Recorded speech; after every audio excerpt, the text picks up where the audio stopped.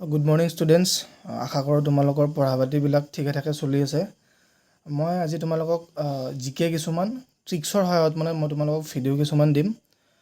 মানে কি হয় জিকে বিলাক যদি আমি ট্ৰিক্সৰ সহায়ত মনত নাৰাখোঁ তেতিয়া দীঘলীয়া সময়লৈকে মনত ৰাখিবৰ কাৰণে দিগদাৰ।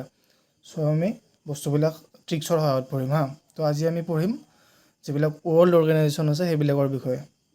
তাৰে প্ৰথম ট্ৰিকটো হ'ল যে যিবিলাক নাম ইউনাইটেড নেশ্যনৰে আৰম্ভ হ'ব, ইউনাইটেড নেশ্যনৰে যিবিলাক নাম আৰম্ভ হ'ব সেইবোৰৰ হেডকোৱাৰ্টাৰ সদায় ক'ত থাকিব?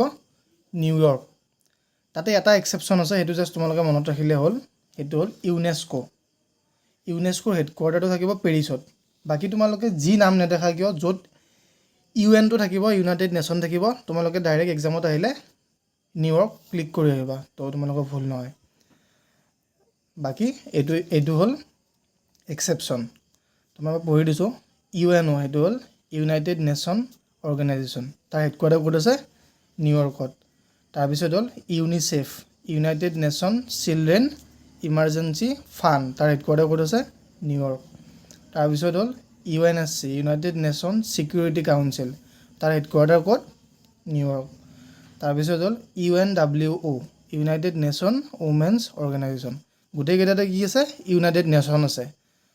ইউনাইটেড নেশ্যন থাকিলে আমি কি ট্ৰিক্সটো পাইছোঁ যে তাৰ হেডকোৱাৰ্টাৰ থাকিব New York except UNESCO.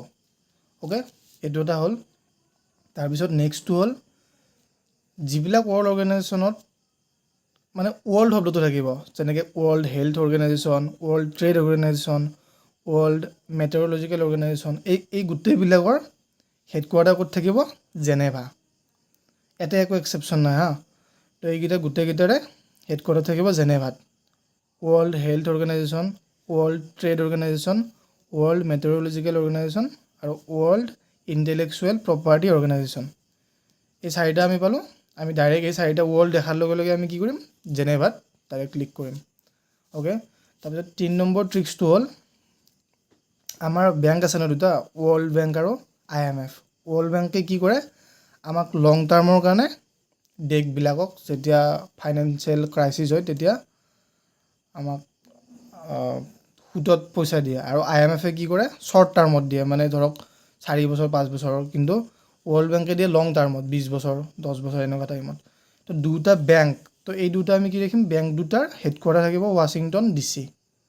Washington DC ক'ত আছে? USA। তো থেংক ইউ, আজি এইখিনিয়ে। নেক্সট আকৌ ভিডিঅ'ত মই আৰু কিছুমান অৰ্গেনাইজেশ্যন আছে সেইবিলাকৰো বহুত সহজ ট্ৰিক্সত মই আনিব চেষ্টা কৰিম। মোৰ ওচৰত আছে ট্ৰিক্সবিলাক। আপোনালোকে ভিডিঅ'বিলাক যদি ভাল পায় লাইক এটা কৰি দিব। আজিলৈ থেংক ইউ।